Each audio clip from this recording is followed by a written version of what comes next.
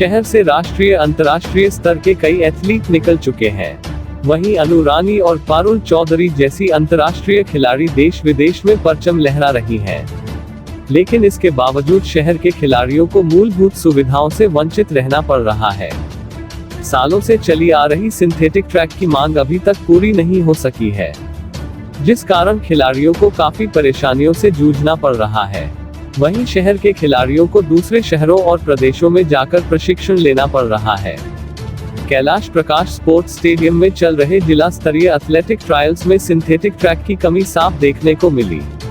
खराब मौसम में हो रहे ट्रायल में गीले मैदान पर ही खिलाड़ियों को ट्रायल देना पड़ रहा है, जिससे इंजरी का भी खतरा बना रहता है। जनवाणी टीवी के लिए मेरठ से संवाददाता सागर कश्यप की रिपोर्ट। मैं अनु कुमार, सचिव जिला एथलेटिक्स संघ मेरठ। दशकों से मेरठ का नाम एथलेटिक्स में बहुत ऊपर रहा है, चाहे मैं जब खेलता था तब या उससे पहले। अनेकों अंतर्राष्ट्रीय खिलाड़ी यहाँ से निकले हैं। एशियन गेम्स में पार्टिसिपेट किया है, ओलंपिक्स में पार्टिसिपेट किया है। वर्तमान में भी हमारी अन्नू रानी वर्ल्ड में 8 रैंकिंग पर चल रही है। पारुल चौधरी है, निधि सिंह है, कुलदीप कुमार है, विशाल सक्सेना है। ये वो लोग हैं जिन्होंने इसी मैदान से अपना नाम, अपने शहर का नाम पूरे देश में ही नहीं विदेशों में भी रोशन किया।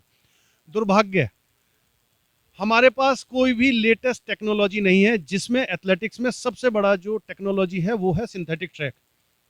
सिंथेटिक ट्रैक होने के फायदे, सबसे बड़ी चीज कि जो आज नेशनल और इंटरनेशनल टूर्नामेंट्स होते हैं एथलेटिक्स में, वो सिंथेटिक ट्रैक पर होते हैं। जब ग्रास से एथलीट सिंथेटिक ट्रैक के ऊपर जाता है तो उसे बहुत सारी परेशानियों का सामना करना पड़ता है।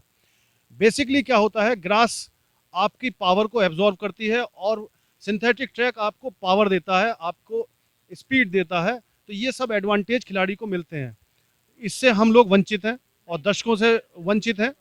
इसके अलावा सबसे बड़ा रीजन जो है कि अगर हम ग्रासी ट्रैक को तैयार करते हैं तो हमें बहुत मेहनत करनी पड़ती है। किसी भी प्रतियोगिता को कराने के लिए हमें काफ़ी दिनों से लगना पड़ता है। उसकी मार्किंग करने के लिए बहुत समय व्यर्थ होता है। और यदि मौसम खराब हो जाए, जैसा कि अभी वर्तमान में चल रहा है, तो आप समझ सकते हैं कि हमें कितनी परेशानियों से जूझना पड़ रहा है। हम आयोजक हैं, खेल संघ हैं, हमारी परेशानियां अलग तरीके की हैं, परंतु जो खिलाड़ी है जो सालों साल प्रैक्टिस करता है उसको कितनी दिक्कतें होती हैं ये मैं आपको शब्दों से बता नहीं सकता। खिलाड़ी को ऐसे मौसम में इंजरी भी हो सकती है।